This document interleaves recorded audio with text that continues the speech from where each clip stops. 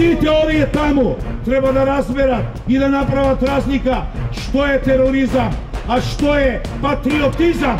Се подготвени да гласат председател на Собранието,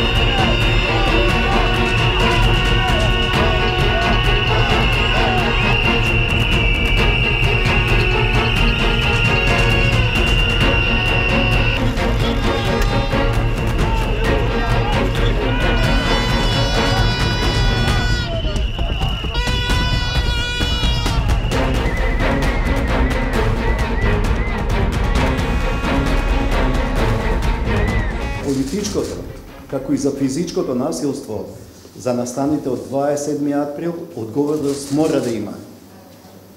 Кој постапил спротивно на Уставот и законот, треба соодветно да одговара.